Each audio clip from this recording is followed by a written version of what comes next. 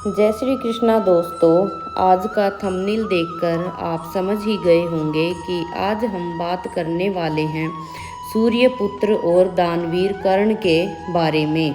आइए जानते हैं वे कौन से दो काम हैं जो कर्ण को महान बनाते हैं। परंतु इससे पहले अगर आपको मेरी वीडियो पसंद आ रही है तो एक लाइक और सब्सक्राइब अवश्य करें। तो आइए जानते हैं।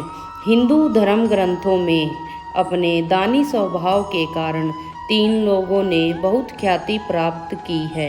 वे हैं राक्षसों के राजा बलि, राजा हरिश्चंद्र और कर्ण।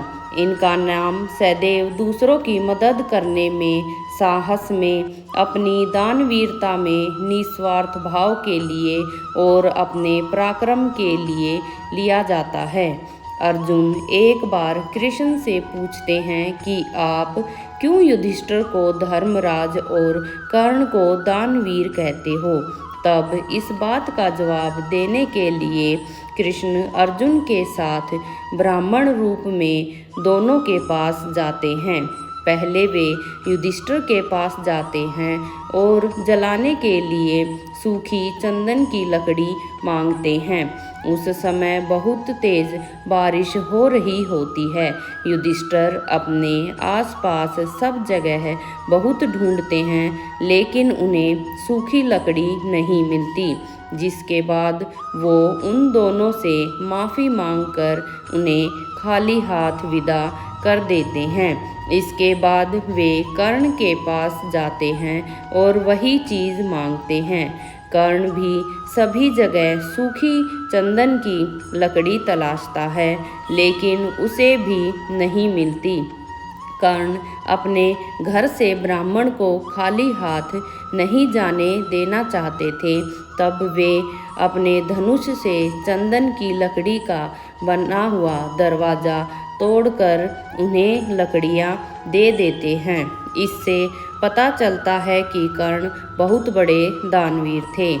महाबली कर्ण ने वैसे तो अनेक दान किए हैं, परंतु उनके जीवन के दो महत्वपूर्ण दानों के बारे में मैं आपको बताना चाहूँगी। पहला, भगवान इंद्र को दिया गया दान। पुराणों के अनुसार कर्ण प्रतिदिन अपने पास आए याचकों को मनचाहा दान देते थे। ये उनकी दिनचर्या में शामिल था। महाभारत के युद्ध के समय जब वे अपने स्नान और पूजा के पश्चात याचकों को रोज की तरह दान देने लगे, तब उन याचकों में भगवान इंद्र अपना रूप बदल कर एक साधु के रूप में सम्मिलित हो गए और उन्होंने दान स्वरूप कर्ण के कवच और कुंडल मांग लिए। और कर्ण ने बिना अपने प्राणों की चिंता किए अपने कवच और कुंडल अपने शरीर से अलग कर उन्हें दान स्वरूप दे दिए। इस प्रसंग में महत्वपूर्ण बात यह थी कि महाबली कर्ण को यह बात पहले से ही उनके पिता भगवान सूर्य से पता चल चुकी थी कि भगवान इंद्र अपने पुत्र अर्जुन के प्राणों के मोहवश उनसे इस प्रकार का छल करने के लिए उनसे कवच और कुंडल दान मांगने आएंगे। और भगवान सूर्य ने अपने पुत्र कर्ण को अपने पुत्र मोह के कारण उन्हें यह दान न देने के लिए कहा था। परंतु कर्ण ने इस प्रकार याचक को खाली हाथ लौटाने से मना कर दिया और अपने कवच और कुंडल सब कुछ जानते हुए भी खुशी से दान दे दिए। दूसरा महत्वपूर्ण दान जो उन्होंने अपनी माता कुंती को दिया था। कर्ण ने अपनी और पांडु पुत्रों की माता रानी कुंती को भी अभय दान दिया था, अर्थात उन्होंने महारानी कुंती को दान स्वरूप ये वचन दिया था कि वे हमेशा 5 पुत्रों की माता कहलाएंगी।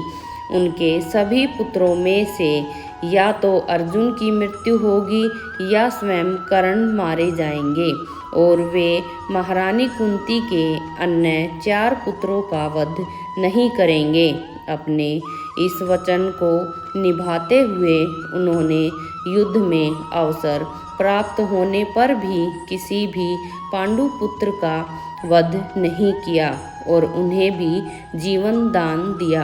इस प्रकार हमें पता चलता है कि दानवीर कर्ण कितने महान व्यक्ति थे। जय श्री कृष्णा दोस्तों।